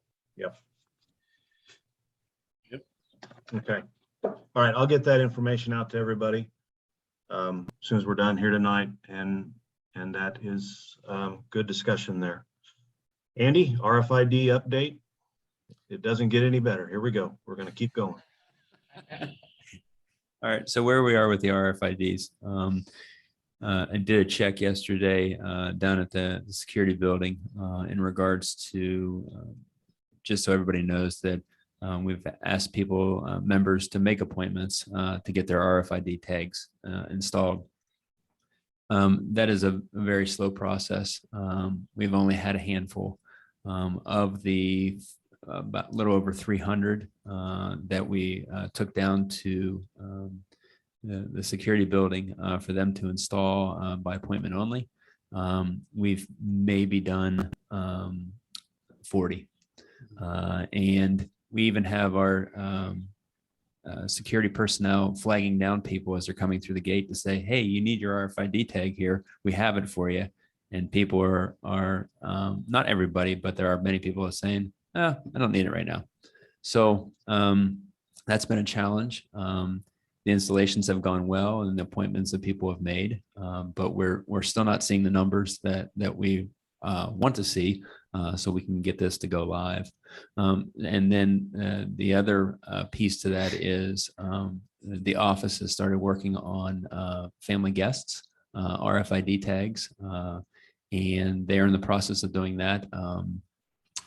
They're probably through the letter, I think, E or F right now. And there's not as many as they anticipated as far as family guests are concerned. It is a process, and I just want to emphasize, people might think, members might think, oh, this is just easy. It's just a tag. Well, they have to go through our database. They have to look up their clickers and the clicker numbers and see if they get credit for it. And then there's been many people that have come in here. And this is not excuses. This is just day-to-day things that people don't realize that we deal with. But then there are people that come in and say, "Oh, I just got a new car, and I need to, get an RFID tag. And do you have a clicker?" There's just a big process. So they're managing it the best they can between Penny and Christina. And it's getting better, but we're still not at the numbers that we need to be in order to go live. And what is the number that you need to be at? I'd like to get all the members done, and so we have about probably about 275 members that still need RFID tags on their vehicles, and then we can process the family guests next. Andy, Go ahead. why don't I make this a topic in next week's board meeting, and also include in the president's report that we need people to get in gear, right? Yes. and see if I can't, help get the word out there a little bit. Yeah, absolutely. I think that would help out. And then the other piece to it is we're still waiting on some punch list items from Silco, who is our contractor. And we've been going through that process through emails. And we're not quite there either. You've seen the emails, the management committee and Chas, kind of the back and forth banter. When we talk about projects, and I think this is a good segue into project management. In my career doing project management, we'd always negotiate obviously the price, and then we'd have draws off of that depending on what that is. And I know everybody's probably very familiar with how that project management works. So we did talk to Silco and made arrangements for payment, but a 10% retainage until all the punch list items are complete to our satisfaction. And they agreed to that as well. There are some things that they are on their punch list that they can't do until the conversion happens. And that's just so you don't have two frequencies going at one time. Our current clicker system and the RFID tags. So we want to make sure that in the project management, we're following the processes that need to happen, and that to the owner's satisfaction, that we're getting what we paid for. So it's a process. I appreciate everybody's patience in this. But if we could get the word out to get your RFID tags, call security. They're more than willing to, Monday through, I think it's Saturday, excluding event weekends or holiday weekends, 6 a.m. to 6 p.m. And again, they've got a chart that they work off of every week. But we're just not getting the people in there. We just need people to get signed up and get installed. Any questions? That was long-winded. This has been a long process. Andy, I want to tell you on, in the meeting, I thought the way you've been handling Silco and that last email, I think you did a great job and laying out what was required, and they came back with most of the answers that we needed. And there's a little confusion, I guess, on that scanner that we're not aware of, and I think. What's that for? It's to activate those, the numbers. I think we have a solution. I thought they did that. They do, but they apparently, and I don't know when the process happened, but they said that we needed a scanner. They were going to have a scanner down at security building, and then they did away with it or something, and it was going to be up here. That we'd have to scan the tag so it could get into the system to be activated into the system. So I think we have a solution that I talked with Penny today about it. I'm not getting a scanner, but I told him, I said, that I think you need to eat the cost of a scanner. If we need a scanner and we didn't know about it, then you eat it. It's Yeah, 'cause like $700. The whole thing he told us was that we just give them the serial numbers of the tags, and they'll just enter them in there and activate them. Right. And then from there, we can, deactivate them or whatever. Right. I think it's a little bit more involved than Maintain. that because there's different zones that they have in different areas. So there's like a 17 and then dash, whatever the number is, or a 19 dash number it is. Very, very confusing. But I think talking with Penny today, I think we've come up with a potential solution to get around that scanner. Good. Well, we're going to get it right. We're going to get it, but also membership, like Chaz says, they need to understand that when the switchover happens, securities are going to only be able to do as many installations as they can, and it may not happen quickly. So People could just go down to security anytime, even without an appointment, and get it. Yeah. Get Yeah. it right. Yeah. I mean, the front gate is that's what that's for, Okay. So yeah. Okay. Julie, JJ, any other questions? Good. Road maintenance. Yep. So we have started the process of pothole repair and road edge repair. They did the last 2 days. They've been over at Chickasaw. I know that Julie's very, very happy with that. I did take some, did some riding and took some pictures and stuff too. They're doing a great job. So they're going to continue in those quote problem areas that we've had. Not necessarily like complaint wise, but just Rick knows our roads inside and out. And so my hat's off to that maintenance team. We are looking at a potential of obviously getting our asphalt patching material potentially from a different source. And this just came about within the last day. I talked to Rick this morning about it. So we're getting a quote on patch material from a different company, still local, relatively local, but significantly less per ton. So there's some money savings in that, but our overall plan is to do the patching that we need to do around the hills, and then let McKee Paving go ahead and do an overlay. And they'll probably start that in after Labor Day, sometime in September is their schedule.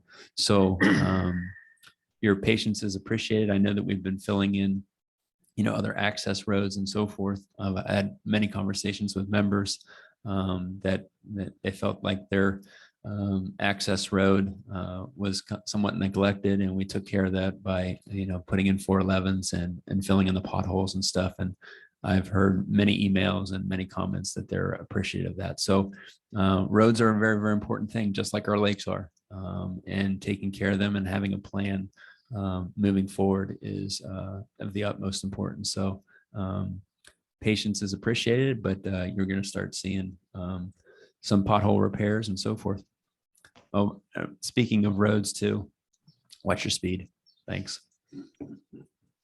Well, Andy, that I- last one. Yeah. Andy, I've been traveling, or for all of you, so I haven't been in since we've gotten those significant rains. Did that help that, we were getting a lot of control sand back on because we were having some bleeding? Did that help that, or do we need to pay for some more sweeping? And I don't know if we get a sweeper this time of year, but I haven't really heard whether it's that we're going to need sweeping right now. Okay.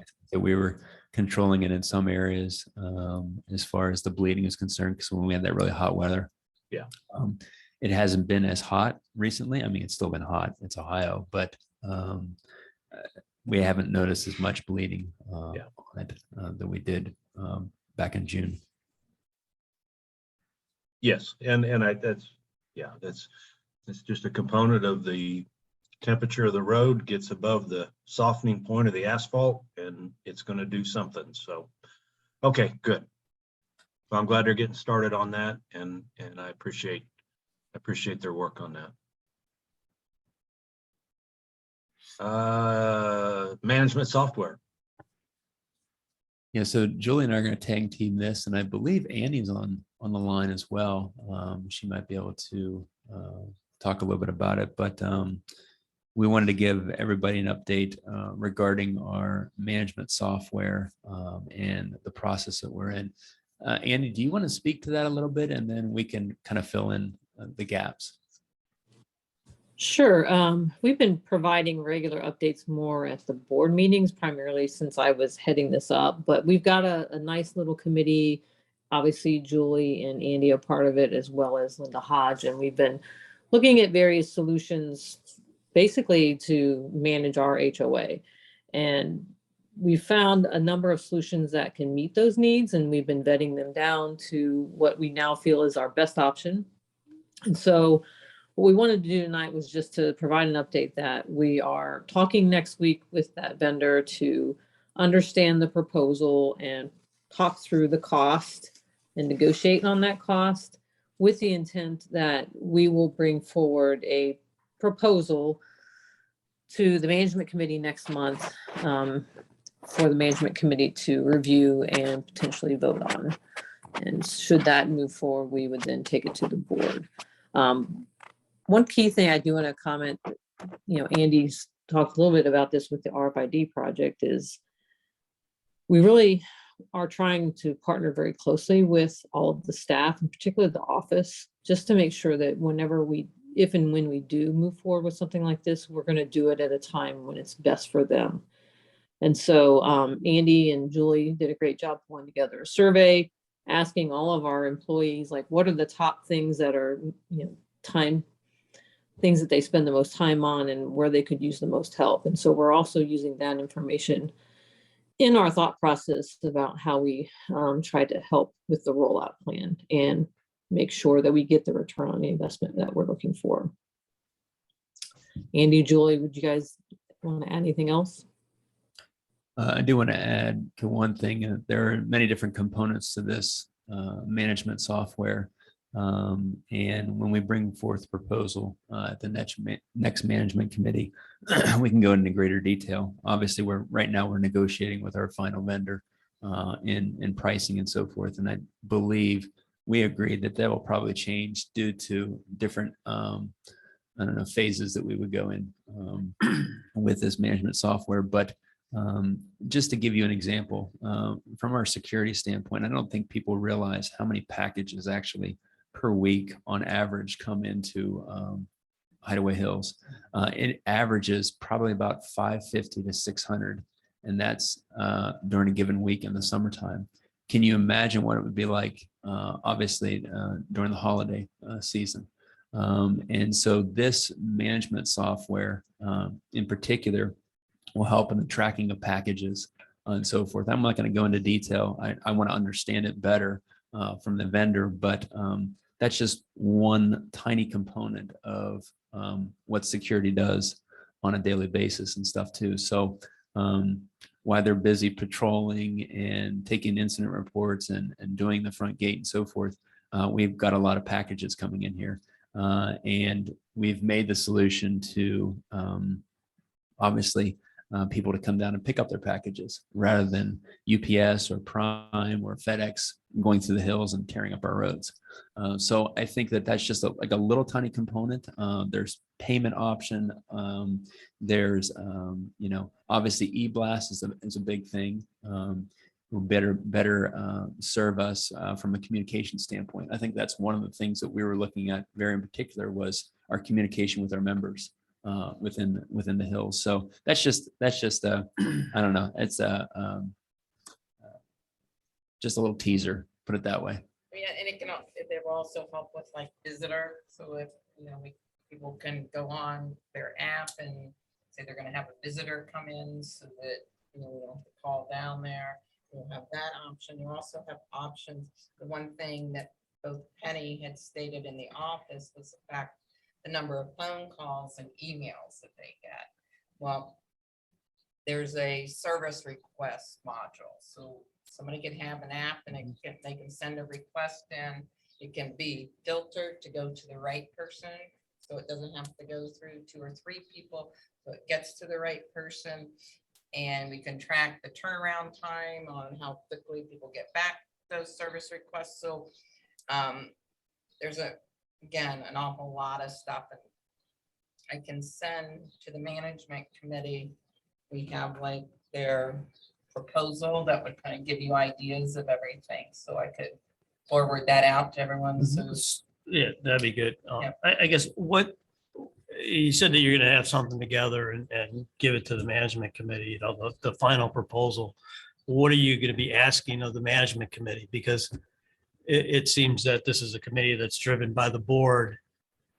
And what are we going to do with it, right? I mean, what if we reject it? I think What happens? I'll go ahead. I'm just, I guess I'm looking for what are you asking of the management committee? So this was actually a partnership between the board and management on the key initiatives. And the technology piece was just one of the key initiatives that were in that ad hoc committee's purview. Other things like security, safety, the lodge actually with the electric, some of those things started discussions in that committee. I know you guys have taken that on fully, but there were, I think 7 different areas that we had as a part of the strategic initiatives that was, again, in partnership between board and management. So, but again, once it's presented to the management committee, what are you looking for us to do? Is this for our information only? Or, I would be looking for an approval to move forward with what we're proposing. would we have options to look at too? I mean, how do we know that that's the right solution then? You have to trust the committee to put it together. So that's just a rubber stamp at that point. Well, it really would be. to No, make you- sure- We've had involvement from board and management throughout this entire process. And the GM. Andy's been on every call with every vendor. And I might add too, that this is something that touches virtually every aspect of what the office does.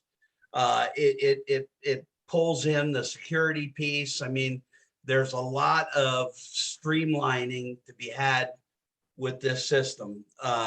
From what I understand, it's not where we have to go out and buy proprietary software anymore. This is a hosted application. And so this would be built into the monthly budget as far as our professional services are concerned. But really, it's giving you guys a look at the recommendation from the committee to move forward with implementing with the vendor that the committee has selected.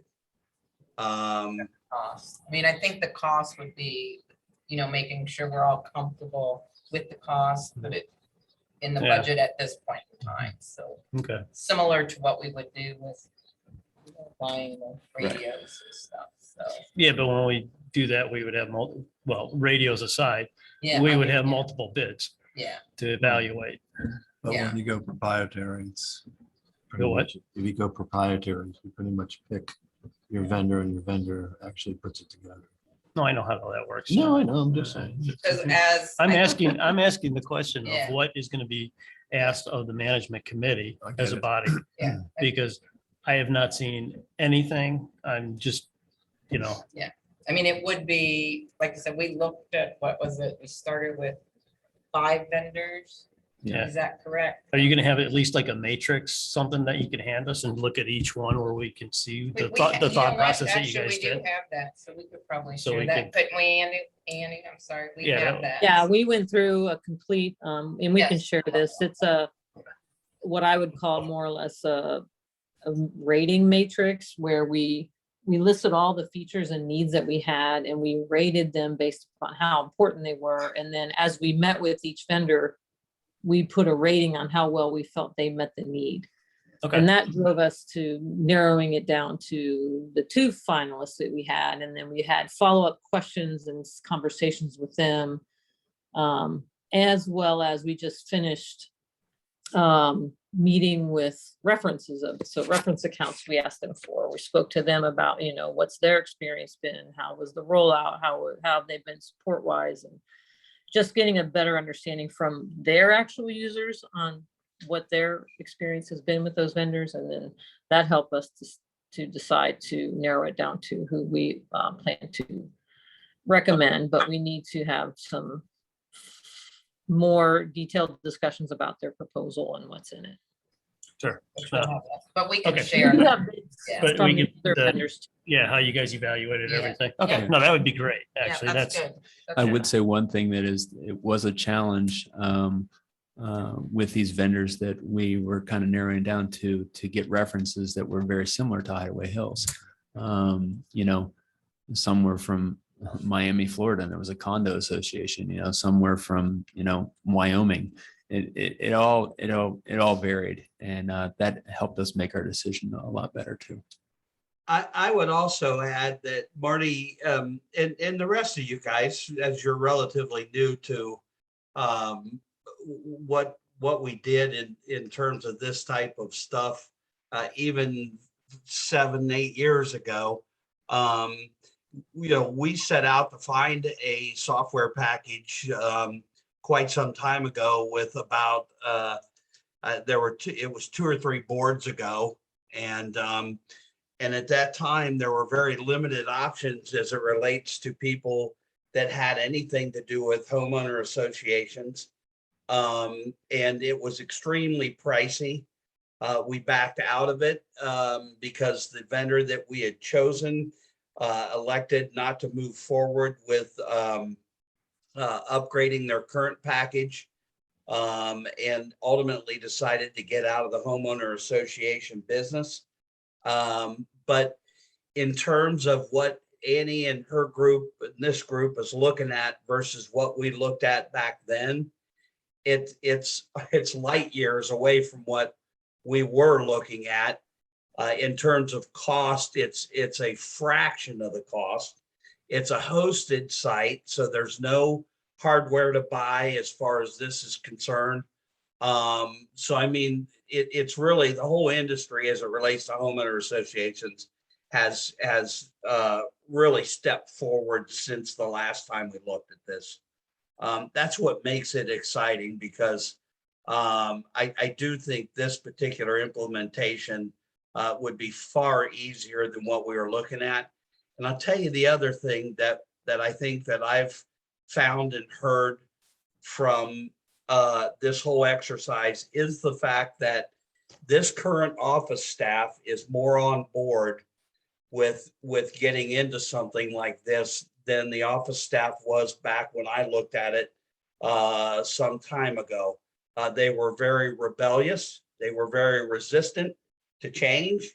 And they wanted to continue to use their Access database that was being maintained and controlled by somebody's cousin who does programming that moved out of Hideaway Hills 4 years ago. So, I mean, this whole thing is far better than what we've ever looked at, and it's much easier and much cheaper to implement. And I got to commend this group because although I haven't participated in this entire process, I really like the way that you guys have taken it. And I commend you for that. Annie, does this management software have the ability to communicate with the RFID system and possibly new cameras, or do we want to keep that independent? We did not look at including that in the scope. So I don't believe it does. We'd have to ask. But the system has the ability to grow? Yeah, they take regular feature requests from their clients, and they're all of the vendors we've been talking to do regular releases of new capabilities. So it's definitely something we could talk about. And I just don't remember which vendor, because like I said, we've talked to a number of them, but I know that some of them did have some integrations with gate systems. I just don't remember which ones off the top of my head. Okay. Another thing is, even though it's hosted, do we need an independent server, or just the systems we have now are fine? The systems we have now are fine. We wouldn't need to host anything. They would host it. Okay. I think another thing that you mentioned, Annie, too, is having launching this at the right time, giving our office staff a breather, not like in the middle of summer and when things are hectic and trying to learn new systems. Chas, to go back with what you said, there may be still a little bit resistance just because change is hard for everybody. But I think that we work it in a way that we voice their concerns and we get the surveys like we did, and then move through this at a very strategic pace, not just throwing it on our office staff, especially with multiple projects that we're in right now. So, but I think it will be good for the whole community once we narrow it down and get this figured out. Let me kind of rephrase that. We didn't even get to the point where we could even sit down and talk to them about it. It was, so I mean, in terms of what you've done with the current staff, you're much deeper than we even got. We had the guy come in to do the discovery work and they wouldn't even talk to him. So we're in a much better position this time. Excellent. I'm just happy we're gonna blow right past 1988 and move into 2024 ahead of Yeah. schedule. As I said to somebody the other day, it's time to upgrade ourselves to the 90s. Yep. Any other questions, comments on that? Okay. Andy, you and I might talk. I think that's going to be a big deal, and we might want to use our second meeting slot for that instead of tying up a whole management committee. But I want to know what you think, how long you think your presentation is going to be. So we need to kind of think about that. Yeah, I haven't given thought to how long it would need to be, but what we had talked, Julie, Andy and I had talked about was, pulling in what we know of and expectations around efficiency gains and what that might look like from an ROI perspective, along with things like, well, if we move forward with one of these solutions, we no longer have to pay to host a separate website. So that cost goes away, and that's a savings, or maybe you consider just it's getting transferred over to now this new Sure. software. But we're going to pull all that information forward, as well as a recommendation on a rollout plan. As Andy mentioned, we've talked about doing this in phases. That's going to be extremely important for our staff, but not just our staff, quite honestly, our members. We need to get them used to having the application as their means for communication, and then we can layer on other capabilities later, which is the other piece we want to talk to the vendor about is, hey, if we're not going to use some of these features until next year or 2 years from now, can we factor that in the cost that you're putting in front of us? Yeah. Well, Yeah, great. might Just make- don't. Go ahead, Julie. I'm sorry. I was just saying, maybe it would make sense as opposed to, have a separate meeting to just to go through all that. Well, you just let us know. I just want to make sure you don't have to, we're not going to hold you to 3 minutes to sell the whole process. So Yeah. we'll give you the time you need. Sounds good. All right. Thank you for all your work on that, everybody. All right. Andy, golf course? Yeah, so a little bit of update. I discussed earlier that the backup controllers, irrigation controllers, they do have in stock, and they are basically on our account, significantly less than what we had budgeted for. But I won't go into more discussion because I don't have all the details right now. But that will be a cost savings. Other things happening at the golf course. I've met with Eric Boysko and others regarding just a plan coming up with the infrastructure of our golf course. Not so much the golf course itself and the greens and the fairways, but our trees and shrubs and so forth. So we have taken started to take in some inventory of that, and gotten some quotes on some removal of trees, as well as some hangers in the trees that we can't get to, we don't have the equipment for. So Eric and I are working on that pretty closely with Rick and with Elmer. So I think that we're in good shape there. And we've also moved forward with the web-based software for tree inventory for Hideaway Hills. And it's more than just inventory. It's more of a working document from a standpoint of maintenance, work orders, maintenance for the golf course, for our green spaces, for our other committees and so forth. But I'm excited to say that we're moving forward in that. And within the coming weeks, we'll have some stuff that I'll meet with Eric on and other adopt an area committees and so forth for our infrastructure, especially with our right-of-way trees on our roadways, tree inspections that I've been doing for new construction and remodeling and so forth. This will really wrap it up into kind of one document that we can pull reports off and so forth. So more education to come, but I just wanted everybody to be aware that we've moved forward in that. And I think that's it for the golf course right now.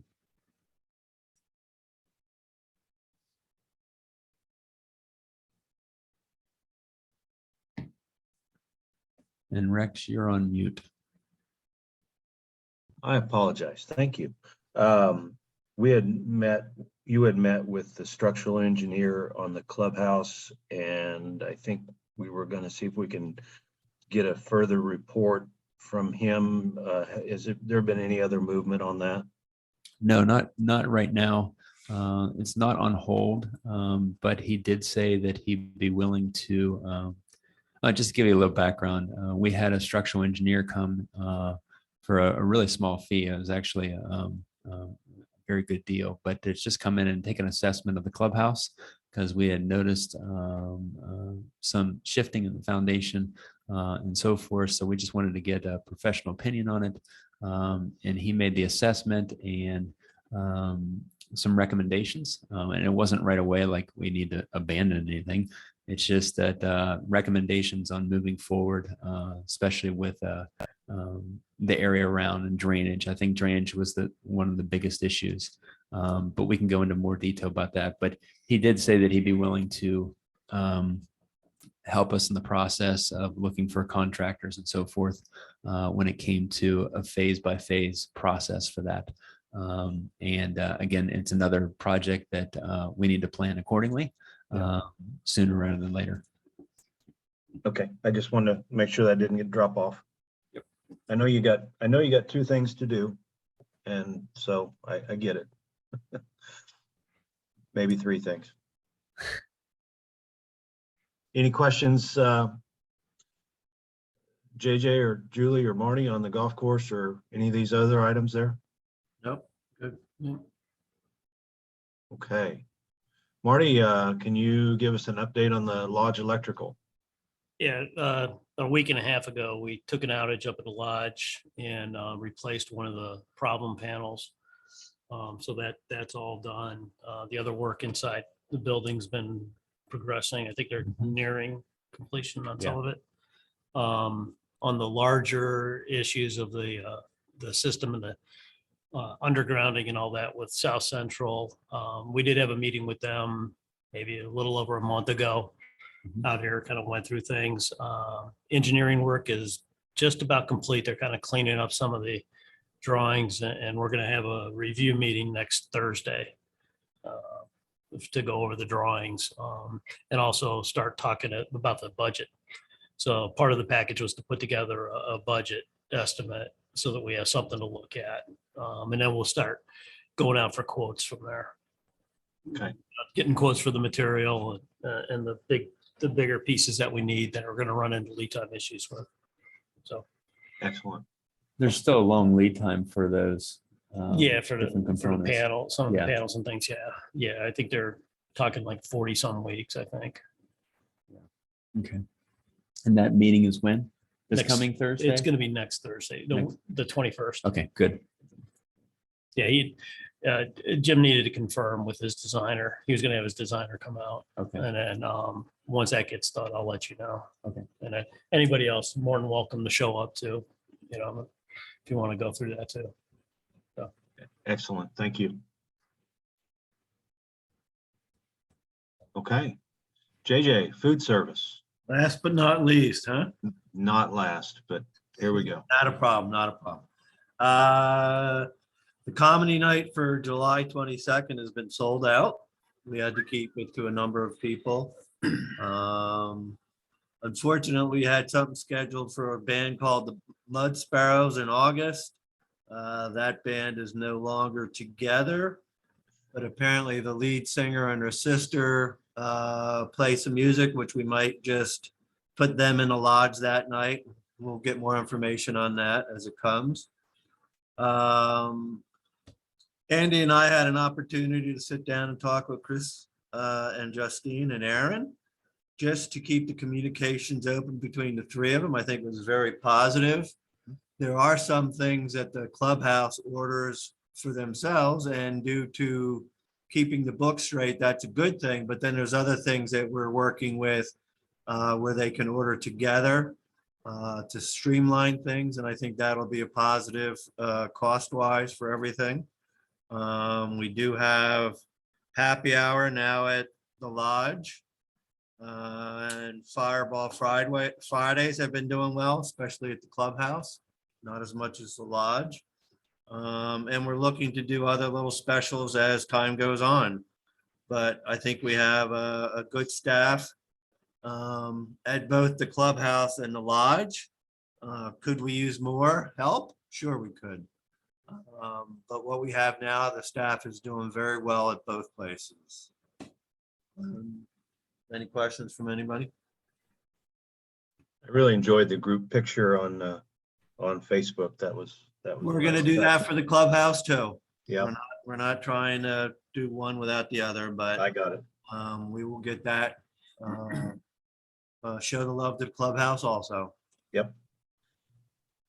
JJ, just noticing on the last financials, and I think it's more of a budgeting, our revenue was a little below budget, and maybe that was just kind of, kind of hoping on a budget on the total revenue, because I don't think we're seeing a drop, are we, in usage? I think we're maintaining steady both places. Yeah, the usage is the same. Its costs are increasing. That's the one thing. Sure. And it's just something, whereas the weather is always a factor. If it's a nice sunny day and everybody's out on the lake, not a whole lot of people come into the lodge Saturday night that have been out on the lake all day.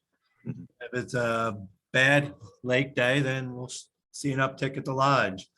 The concert ended at 10:30, and a lot of people went into the lodge for drinks, and they kept the pizza going till 11, and the bar didn't clear out probably till about midnight. So Beautiful. with expanding the hours, which I didn't say, expanding the hours at the lodge till 11 o'clock on Fridays and Saturdays is starting to show something in a positive way. Good. And the Good. staff has agreed to stay open until 11, and they'll make pizzas till 11. Very good. We have a way that we can advertise that. I know besides an email blast or Facebook that we can get out that, you have the happy hour at the lodge, It's, and different. Try. There's just time people don't know. It might be. Right. nice, so. right. I mean, we're gonna try to be more consistent with the e-blasts, trying to get them out on Tuesday with the menu. And then if there's any specials there, and then again on Thursday. Yeah. So we're gonna try to do that a little bit more. Facebook, I don't know who controls the Hills Facebook page. So it's a little dicey with that, but there are different ways where we're trying to think of different ways to get the word out. We have the whiteboard in the front of the lodge. I want to get one for the clubhouse that at least shows, we have the different drafts now to put them on the board, any specials they do. We know Taco Tuesday, but if they have a special on something, to do it that way. Hopefully we can incorporate that also with the e-blast. It's not just about the lodge, Right. it's about the clubhouse too. And if we can get the information to Penny on Monday, she can put it together for Tuesday and then again repeat it on Thursday. Maybe just put remember happy hour. So Yeah. you put all those, but yeah, and the clubhouse. We don't want the e-blast to be Being 12 too pages far, but long, yeah. but we're working on it. We're Yeah, working. It's hard. Yeah. Hopefully we're getting more information. JJ, I would add though too, once we implement the management software, doing away with eBlast, it'll be a much different platform. True. It will help add. I mean, we have the capability of texts, we have the capability of, our own, posted website and so forth. So I think that Right. along with social media and stuff too. So I think that it can come up on people's phones. Yeah. For instance, to say, hey, this is a special at the clubhouse or the lodge and so forth. So That would be a big Moving piece with forward. the software to just it would be live as Correct. opposed to, okay, we're gonna see it Tuesday, we're gonna see it Thursday. Right. This has the ability to see it Right. whenever you want. Right. So, no, that's good. I Yeah. appreciate that. Good. Thank you. Anything else? Any other discussion items before, and I don't know if we have executive items, but any other discussion items before we move to executive? Good. Andy, do you have anything for executive session? I do not. I got a couple of things I Yeah. think we need to talk about. Yeah, There's Okay. a few things same here. Okay, all right. So everyone who's been in, thank you very much. We'll go into, Andy, you're gonna put us into a room or are you just gonna kick other folks out? I think we lost most of them. They've all gone to sleep. Do it.